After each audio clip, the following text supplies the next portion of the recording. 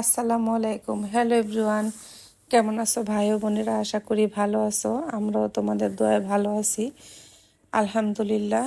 আর এই তো আজকে আমি তোমাদের সাথে একটা রান্নাঘরের ভিডিও শেয়ার করব। আর এই রান্নাঘরের ভিডিওটা শেয়ার করার মূলত কারণ হচ্ছে যে আমরা মেয়েরা সংসারের মধ্যে কতটুকু ভূমিকা পালন করি।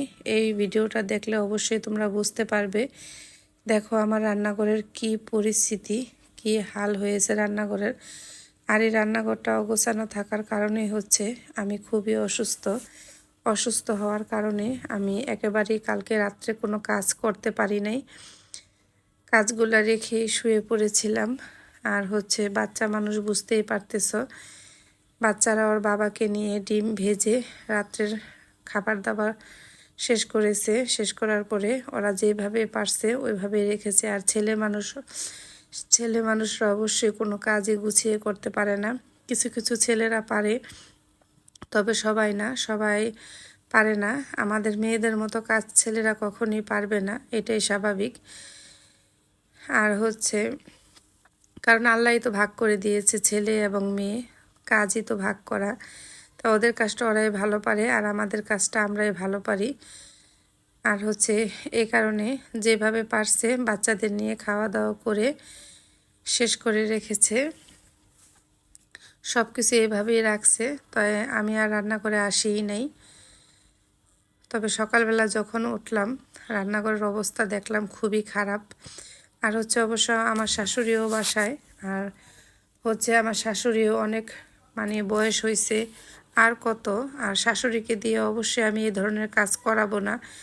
আলহামদুলিল্লাহ আমার শাশুড়িকে দিয়ে আমরা দুই বই কোনো কাজই কখনোই করাই না যখন আমাদের কাছে থাকে। কারণ সারা জীবন অনেক কাজ করছে। কারণ বর্তমানে আমরা মেয়েরা বুয়া দিয়ে কাজ করাইতে পারি, যে কোনো কাজের মেয়েরা কাজ করায়নি। তারপরে হচ্ছে ব্লেন্ডারে আদা রসুন ভাঙাইতে পারি, অনেক কাজ করতে পারি, সহজ হয়ে গেছে অনেক কাজ। কুকারে রান্না করি, গ্যাসের মধ্যে রান্না করি, এত সুখ আমরা করতেছি।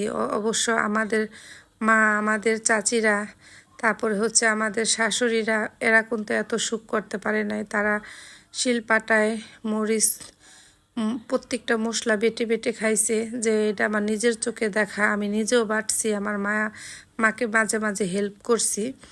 তাই আমি নিজের চোখে দেখছি যে আগের দিনের মা চাচিরা কতটা পরিমাণ পরিশ্রম করছে, এ মশলা বেটে খাইছে, তারপরে হচ্ছে উঠান ঝাড়ু দিছে, প্রচুর প্রচুর কাজ করছে।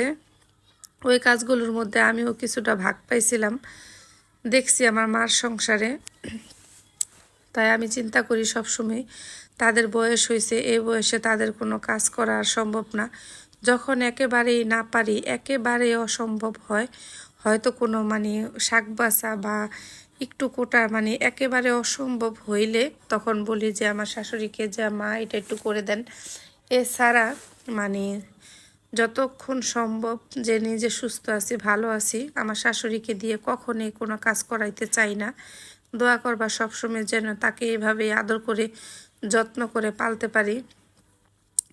সবাই এই দোয়াই করবা, কারণ এই বয়সের শ্বশুর এবং শাশুড়িরা খুব ভালো ব্যবহার আর হচ্ছে আদর যত্ন এগুলাই চায়।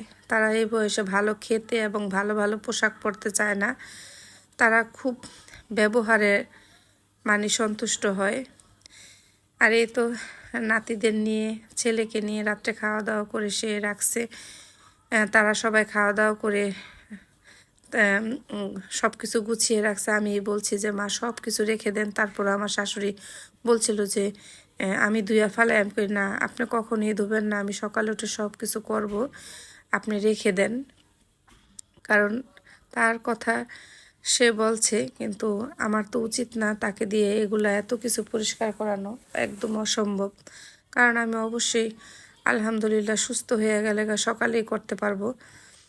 তাই তো এই রান্নাঘরটার দেখানোর এটাই উদ্দেশ্য যে আমরা মেয়েরা কতটুকু গুছানো হতে পারি আর কতটুকু গুছিয়ে রাখি। প্রত্যেকটা মেয়েরাই চায় নিজের সংসারকে খুব সুন্দরভাবে গুছাতে, সুন্দরভাবে পরিপাটি করে রাখতে। তাই এটাই আমি তোমাদের বোঝাতে চাইলাম যে একদিন যে কোনো মেয়েরাই আমরা একদিন এক টাইমের কাজ যদি একটু অবহেলা করে রাখি বা অসুস্থর কারণে রেখে দিই, যে পরের দিন এই কাজগুলা ডাবল হয় আর কাজগুলা করতে অনেক কষ্ট হয়। এই কারণে আমি সবসময় টাইম টু টাইম টাইমের কাজ টাইমেই শেষ করি। তবে এটা কথা সত্য, আমি অসুস্থ হইলে আমার অসুস্থতা হচ্ছে খুবই মারাত্মক। আমার ঠান্ডা লাগলে একেবারেই আমি সহ্য করতে পারি না। আর হচ্ছে সংসারে মেয়েদের কাজই হচ্ছে পানি লাড়ার কাজটাই বেশি, কারণ রান্নাঘরের কাজ তো পানি লাড়া, এটা ধুতে হয়, ওটা এটা করতে হয়, সবই পানির কাজ। আমার বাসায় কাজের মেয়ে আছে, কিন্তু বর্তমানে কাজের মেয়েটা নাই, ওই হচ্ছে গ্রামে গেছে। এটা আমি আগেও বলছি। আমি এবার মানে আমার লাইফে আমি খুব কষ্ট করছি, প্রায় 2 মাস ধরে আমার বাসায় বুয়া নাই। তবে বুয়া অনেক আসা যাওয়া করতেছে, কাজ নিতে চাইতেছে। তো আমি হচ্ছে সবসময় চাইতেছি একটা বিশ্বস্ত বুয়া, আর হচ্ছে পরিষ্কার করে যে কাজ করে আমার তার কাজটাই খুব ভালো লাগে। এই যে কারণে আমি বুয়া মানে নিত্য নতুন বদলাই না। তো বর্তমানে যারে রাখছি ওর কাজ আবার খুব সুন্দর, একদম ঘর দুয়ার পুছলে খুবই ভালো লাগে, পরিষ্কার। এই কারণে আমি ছাড়তেছি না, চিন্তা করতেছি যে কষ্ট করে একটা দিন একটু করি, তারপরে হয়তো ওই চলে আসবে। ওইদিকে ছেলেদের আবার নুডলস করে দিলাম, ওরা স্যুপ নুডলস খাবে।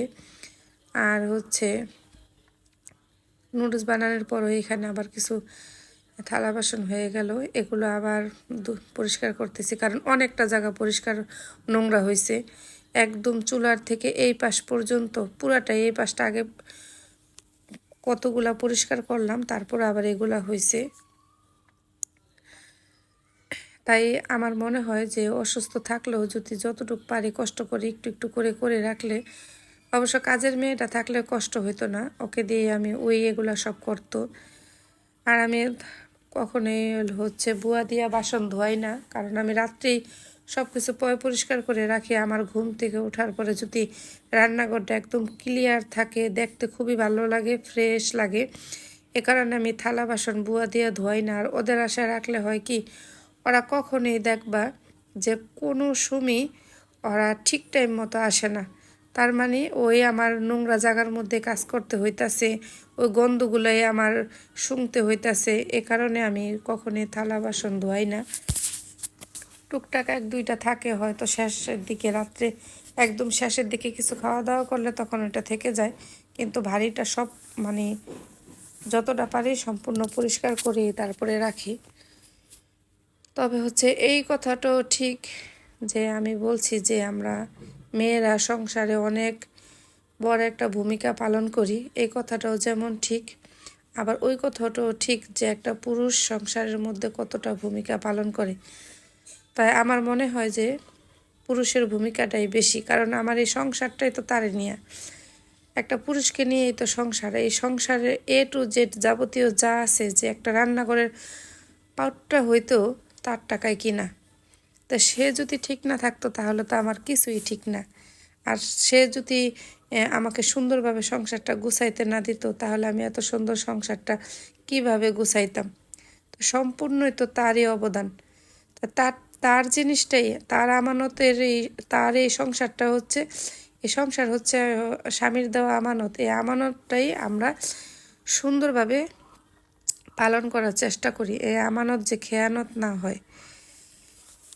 তাই আমি মনে করি যে একটা পুরুষের ভূমিকাও অনেক, কারণ আমরা যেমন বাসায় কাজ করি, এমন বুয়াদা যতই কাজ করায় তারপরেও হচ্ছে মেয়েদের অনেক কাজ থাকে, অনেক। কারণ বুয়ারা হচ্ছে তার আইনের কাজ কইরা দিয়া চলে যায়, তারপর সারাদিন তার ঘর গোছায় রাখে না।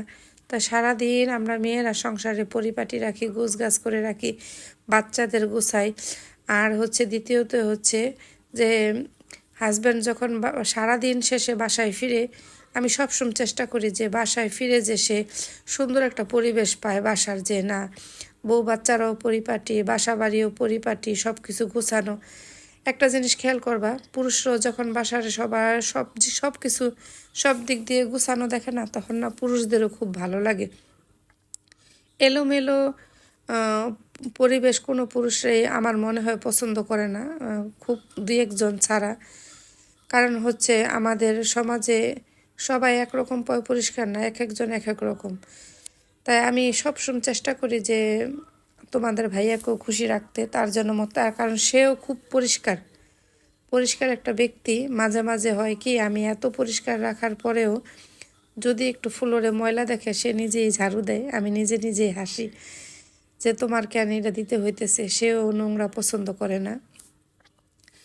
তাই আমি এটাই তোমাদের সাথে শেয়ার করলাম যে আমরা যেমন বাসায় আমাদের ভূমিকা অনেকটা, এবং পুরুষদের ভূমিকাটাও অনেক। কারণ হচ্ছে তারা যদি ঠিক না থাকতো, আমাদের এই সুন্দর সাজানো সংসার যে কই যাইতো, মানে এটার বলার কোনো ভাষা নাই।